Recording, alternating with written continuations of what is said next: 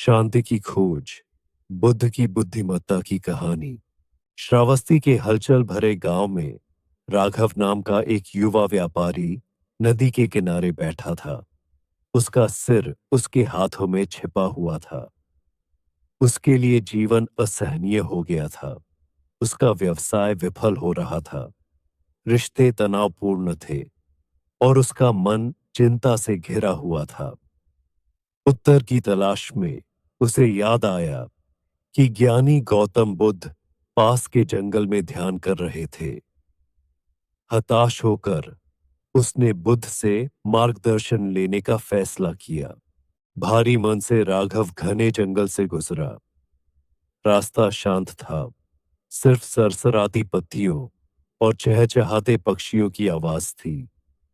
जल्द ही वह एक शांत जगह पर पहुंच गया, जहां बुद्ध एक भव्य बोधि वृक्ष के नीचे पैर मोड़कर बैठे थे, जो शांति बिखेर रहे थे।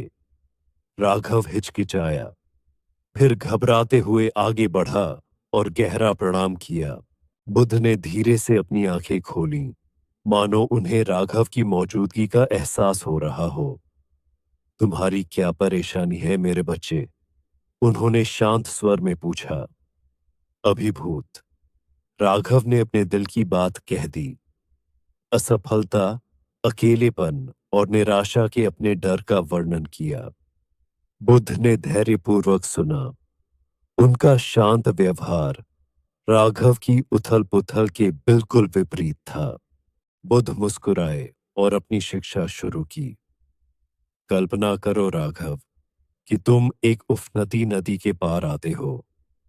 तुम उसे पार करने के लिए एक बेड़ा बनाते हो।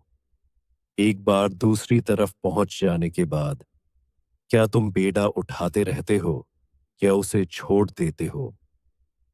राघव उलझन में लग रहा था। मैं इसे छोड़ दूंगा गुरुजी, उसने जवाब दिया। बुद्ध ने सिर हिलाया। बिल्कुल, बेड़ा आपकी समस्याओं के समाधान का प्रतिनिधित्व करता है। एक बार जब वे अपना उद्देश्य पूरा कर लेते हैं, तो उनसे चिपके रहना केवल आपके बोझ को बढ़ाता है। बुद्ध ने आगे कहा, तुम्हारा दुख अतीत की असफलताओं, भविष्य के भय और क्षणभंगुर इच्छाओं से चिपके रहने से आता है। इस सत्य को समझे, सभी चीजें अस्थायी हैं। जैसे तूफान गुजर जाता है, वैसे ही तुम्हारी परेशानियां भी गुजर जाएंगी। वर्तमान क्षण पर ध्यान केंद्रित करें और अपने भीतर शांति पाए। बुद्ध के शब्दों को आत्मसात करते ही राघव के तनावग्रस्त कंधे शिथिल होने लगे। बुद्ध ने निर्देश दिया, बैठो, अपनी आंखें बंद करो और अपनी सांस पर ध्यान केंद्रित करो। अपने विचारों को जाने दो। अपने भीतर बह रही जीवन की लय को महसूस करो। राघव ने संकोच किया, लेकिन बुद्ध के मार्गदर्शन का पालन किया। जैसे जैसे वह ध्यान करता गया, उसका मन धीरे धीरे शांत होता गया और उस पर गहरी शांति छा गई। घंटों के बाद राघव ने अपनी आंखें खोली। उसे हल्कापन महसूस हुआ, मानो कोई बहुत बड़ा बोझ उतर गया हो।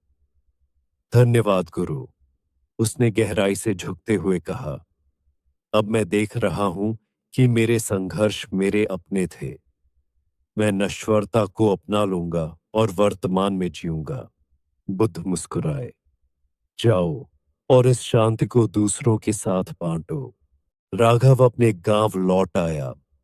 उसका मन और हृदय बदल गया। उसने अपने काम को ध्यान से किया, करुणा के साथ टूटे हुए रिश्तों को जोड़ा और दूसरों को शांति पाने में मदद की। गांव वालों ने उसमें बदलाव देखा और कई लोग बुद्ध की शिक्षाओं को अपनाने के लिए प्रेरित हुए। जैसे जैसे सूरज ढलता गया, बुद्ध ध्यान करते रहे। उनकी उपस्थिति सभी के लिए आशा की किरण थी। उनकी शिक्षाएं राघव के दिल में गूंजती रहीं। शांति समस्याओं की अनुपस्थिति में नहीं है, बल्कि स्पष्टता और शांति के साथ उनका सामना करने की बुद्धि में है।